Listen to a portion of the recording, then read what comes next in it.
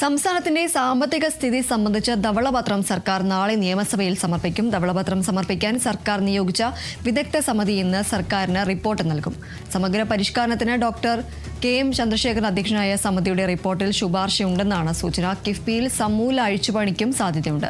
കഴിഞ്ഞ 10 വർഷത്തെ സർക്കാരിന്റെ ധൂർത്ത്, വരുമാന ചോർച്ച, നികുതി പിരിവിലെ പ്രശ്നങ്ങൾ, കേന്ദ്രത്തിൽ നിന്നും ലഭിക്കുന്ന തുക, ഇതിന്റെ ചെലവഴിക്കൽ രീതി, വകമാറ്റി ചെലവഴിക്കൽ അടക്കമുള്ള വിവരങ്ങളും ധവളപത്രത്തിലുണ്ടാകും.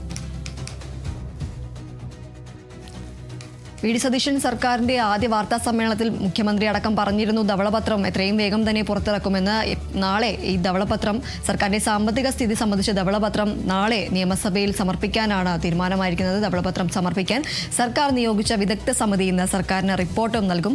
സമഗ്ര പരിഷ്കാരത്തിന് ഡോക്ടർ കെ.എം. ചന്ദ്രശേഖർ അധ്യക്ഷനായ സമിതിയുടെ റിപ്പോർട്ടിൽ ശുപാർശയുണ്ടെന്നാണ് ലഭിക്കുന്ന സൂചന. കിഫ്ബിയിലും സമൂലമായ അഴിച്ചുപണിക്കും സാധ്യതയാണ് നിലനിൽക്കുന്നത്. കഴിഞ്ഞ 10 വർഷത്തെ സർക്കാരിന്റെ ധൂർത്ത്, വരുമാന ചോർച്ച, നികുതി പിരിവിലെ പ്രശ്നങ്ങൾ, കേന്ദ്രത്തിൽ നിന്നും ലഭിക്കുന്ന തുക, ഇതിന്റെ ചെലവഴിക്കൽ രീതി, വകമാറ്റി ചെലവഴിക്കൽ അടക്കമുള്ള വിവരങ്ങളും ഈ ധവളപത്രത്തിൽ ഉണ്ടാകാനാണ് സാധ്യതയുള്ളത്. ഏതായാലും നാളെ സംസ്ഥാന സർക്കാരിന്റെ സാമ്പത്തിക സ്ഥിതി സംബന്ധിച്ച ധവളപത്രം നാളെ നിയമസഭയിൽ സമർപ്പിക്കാനാണ് തീരുമാനമായിരിക്കുന്നത്.